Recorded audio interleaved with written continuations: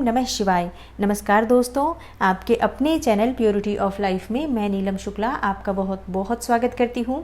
दोस्तों, सोमवार की अष्टमी वैसे तो दुर्लभ संयोग होता है, बहुत कम ही ऐसा होता है कि सोमवार की अष्टमी आए, मतलब सोमवार और अष्टमी तिथि का संगम संयोग एक साथ बहुत ही कम प्राप्त होता है।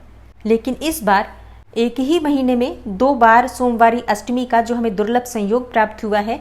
अभी 9 मई 2022 को भी सोमवारी अष्टमी थी और अब 23 मई 2022 को भी सोमवारी अष्टमी है।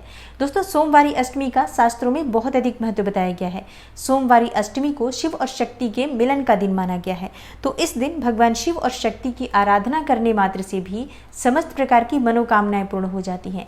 आज के दिन अगर हम शिव जी की और माता पार्वती की पूजा आराधना करते हैं तो इससे हमारे जीवन की कोई भी समस्या हो दूर हो जाती है, कोई भी मनोकामना हो पूर्ण हो जाती है। क्योंकि सोमवार का दिन भगवान भोलेनाथ का प्रिय दिन है, भगवान भोलेनाथ को समर्पित है ये दिन, और अष्टमी तिथि भगवती दुर्गा की आराधना का दिन होता है। तो शिव और शक्ति की आराधना जब हम एक ही दिन करते हैं इतने दुर्लभ संयोग पर, तो हमारी कोई भी ऐसी मनोकामना नहीं जो पूर्ण न हो, कोई भी ऐसी समस्या हमारे जीवन की नहीं जो भगवान भोलेनाथ की कृपा से दूर न हो। तो बहुत ही दुर्लभ संयोग हमें प्राप्त हुआ है। तो इस दुर्लभ संयोग में मैं आपसे आज की वीडियो में शेयर करने वाली हूँ समस्त मनोकामनाओं को पूर्ण करने वाले कुछ बहुत ही अचूक उपाय। और अगर आज के दिन आप इन उपायों को करते हैं, सच्चे मन से करते हैं, भगवान शिव पर विश्वास रखते हुए करते हैं, तो निश्चित ही आपकी जो भी कामना हो पूर्ण होगी। तो वीडियो को पूरा ज़रूर देखिए और अगर आपको आज की वीडियो अच्छी लगे तो लाइक भी ज़रूर कीजिए, शेयर भी ज़रूर कीजिए फैमिली फ्रेंड्स के साथ। और चैनल पर पहली बार आए हैं, अगर अभी तक आपने चैनल को सब्सक्राइब नहीं किया है तो आज की वीडियो अगर आपको अच्छी लगे तो चैनल को सब्सक्राइब ज़रूर कर लीजिए और बेल बटन को भी प्रेस कर लीजिए। तो इससे ये होगा कि इस चैनल पर जो नई वीडियो अपलोड होंगी उनकी नोटिफिकेशन आपको सही समय पर प्राप्त होगी। और अब जानते हैं कि भगवान शिव और शक्ति की आराधना सोमवारी अष्टमी के दिन हमें किस प्रकार से करनी चाहिए।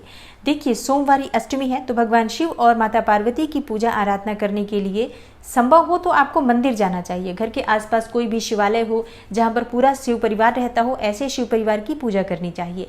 और अगर आप मंदिर नहीं जा सकते हैं तो ऐसे में आप अपने घर में भी जो शिवलिंग है तो शिवलिंग की पूजा कर सकते हैं। शिवलिंग नहीं है तो आप चाहें तो मिट्टी का शिवलिंग बनाकर भी पूजा कर सकते हैं।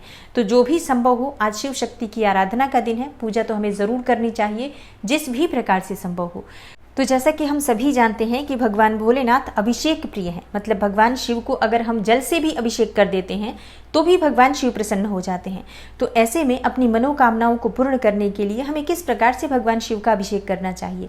देखिए, अगर आपके जीवन में बहुत अधिक परेशानियां रोगों की वजह से बनी हुई हैं, आप बहुत अधिक बीमारियों से परेशान हैं, तो ऐसे में आपको जल में कुशा डालकर कुशा के जल से भगवान शिव का अभिषेक करना चाहिए। इससे आपको लंबी बीमारियों से भी मुक्ति मिल जाती है। अच्छा, अगर आप स्वयं से नहीं जा सकते हैं, मतलब जो बीमार व्यक्ति है वो शिवलिंग का अभिषेक करने नहीं जा सकते हैं, तो उनके परिवार का कोई भी सदस्य शिवलिंग का अभिषेक कुशा के जल से कर सकते हैं और उनके लिए प्रार्थना कर सकते हैं। इससे बहुत ही शीघ्र उनको बीमारियों से मुक्ति मिल जाती है।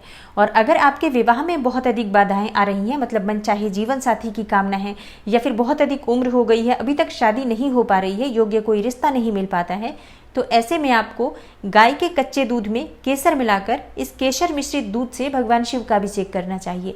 और अगर आपको गाय का दूध नहीं मिलता है तो ऐसे में जो भी दूध आपके पास उपलब्ध हो उस दूध में ही आप केसर मिलाकर भगवान शिव का ओम नमः शिवाय इस पंचाक्षरी मंत्र के द्वारा अभिषेक कर सकते हैं। इस उपाय को आज के दिन करने से मन चाहे जीवन साथी की प्राप्ति होती है, विवाह में आ रही समस्त बाधाएं दूर होती हैं, योग्य और सुंदर जीवन साथी की प्राप्ति होती है और आगे चलकर आपका वैवाहिक जीवन भी सुखमय होता है। तो भगवान शिव और शक्ति की आराधना करते हुए आपको भगवान शिव का अभिषेक केसर मिश्रित दूध से करना चाहिए। और अगर आपको धन प्राप्ति की कामना है, मतलब अगर आप कर्ज से बहुत अधिक परेशान हैं, आर्थिक तंगी बहुत अधिक रहती है, या फिर आपके व्यापार में आपको बहुत अधिक घाटा देखना पड़ रहा है, बहुत अधिक धन के लिए आप बहुत अधिक मतलब परेशान हैं, तो ऐसे में आपको गन्ने के रस से भगवान शिव का अभिषेक करना चाहिए। और अगर आपको गन्ने का रस ना मिले तो ऐसे में आप क्या करेंगे, तो ऐसे में आप जल में थोड़ा सा गुड़ मिलाकर उस गुड़ मिश्रित जल से भी भगवान शिव का अभिषेक कर सकते हैं। और भगवान शिव का अभिषेक करते समय आप किसी भी मंत्र का जप कर सकते हैं। ओम नमः शिवाय का जप कर सकते हैं, नमः शिवाय का जप कर सकते हैं, या फिर अगर आपके पास समय हो तो दारिद्र्य दहन स्तोत्र का अगर आप भगवान शिव का अभिषेक करते समय या फिर अभिषेक करने के बाद मंदिर में बैठकर इस पाठ को करते हैं तो इससे आपको आर्थिक तंगी से मुक्ति मिल जाती है, कर्ज से मुक्ति मिल जाती है, क्योंकि धनागमन के रास्ते बनने लग जाते हैं।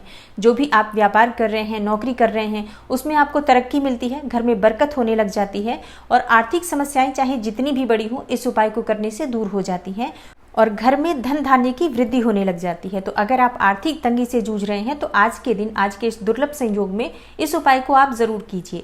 और पंचामृत से भगवान शिव का अगर आप अभिषेक करते हैं तो इससे आपके जीवन की समस्त परेशानियां दूर हो जाती हैं। मतलब सुख, समृद्धि, सौभाग्य, संतान, सभी चीज़ों की प्राप्ति हो जाती है पंचामृत से अभिषेक करने से।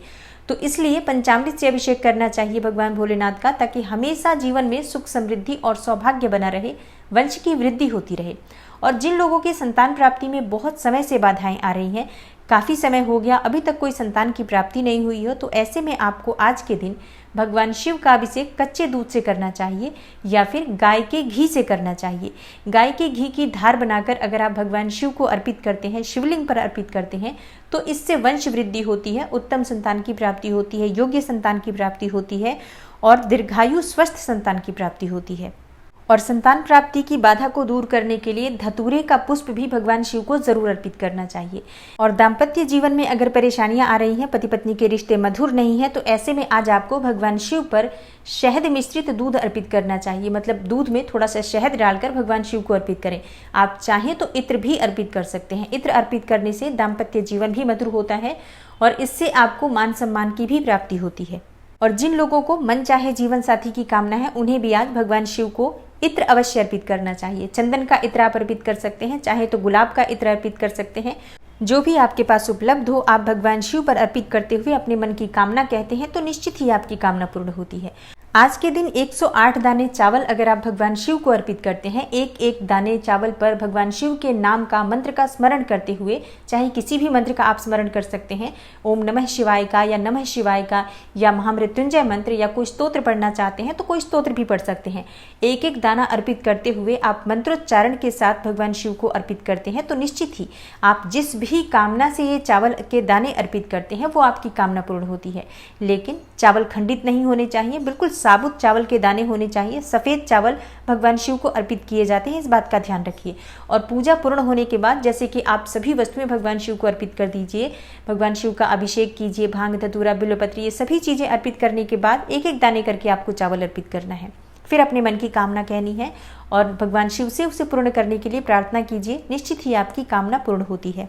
और अगर आपकी कोई ऐसी मनोकामना है जो बहुत समय से प्रयास करने के बाद भी पूरी नहीं हो रही है, बहुत समय से कोई अधूरी है मनोकामना, तो ऐसे में आपको 21 बिल्वपत्र लेना चाहिए। सभी बिल्वपत्र पर चंदन से, सफ़ेद चंदन से आपको राम राम राम लिखना है। तीनों पत्तों पर राम लिख दीजिए और उसके बाद भगवान शिव के मंदिर जाकर विधिवत उनकी पूजा आराधना करने के बाद ये सभी बिल्वपत्र एक एक करके भगवान शिव को अर्पित कीजिए। और उसके बाद अपने मन की कामना कहते हुए जो अंतिम बिल्वपत्र है उस पर आपको थोड़ा सा अक्षत और एक सिक्का रख लीजिए, एक पुष्प रख लीजिए और भगवान शिव को अर्पित कर दीजिए। जो भी आपकी मनोकामना है उसे करते हुए अंतिम बिल्वपत्र अर्पित कर दीजिए, तो निश्चित ही आपकी जो कामना होती है वो पूर्ण होती है। क्योंकि भगवान शिव को राम का नाम बहुत प्रिय है, तो ऐसे में आप राम राम लिखा हुआ जब बिल्वपत्र अर्पित करते हैं तो भगवान शिव आपकी कोई भी मनोकामना हो उसे पूर्ण करने के लिए बाध्य हो जाते हैं।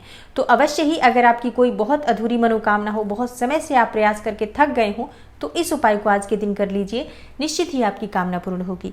दोस्तों, आज सोमवार की अष्टमी है जो कि बहुत ही दुर्लभ संयोग है। इन उपायों में से कोई सा भी उपाय जो कि आपकी मनोकामना के अनुरूप हो, उपाय को श्रद्धा भाव से कीजिए, संपूर्ण विश्वास भगवान शिव पर रखिए, निश्चित ही आपकी जो मनोकामना है भगवान भोलेनाथ पूर्ण करते हैं। तो आशा करती हूँ कि आज की वीडियो आपके लिए अवश्य उपयोगी होगी। अगर आपको आज की वीडियो अच्छी लगी हो, थोड़ी सी भी आपके लिए हेल्पफुल हो, तो वीडियो को लाइक ज़रूर कीजिए और शेयर भी ज़रूर कीजिए फैमिली फ्रेंड्स के साथ। चैनल पर पहली बार आए हैं, अगर अभी तक आपने चैनल को सब्सक्राइब नहीं किया है तो आज की वीडियो अगर आपको अच्छी लगे तो चैनल को सब्सक्राइब ज़रूर कर लीजिए और बेल बटन को भी प्रेस कर लीजिए। तो इससे ये होगा कि इस चैनल पर जो नई वीडियो अपलोड होंगी उनकी नोटिफिकेशन आपको सही समय पर प्राप्त होगी। मैं मिलती हूँ आपसे अगली वीडियो में, तब तक के लिए नमस्कार।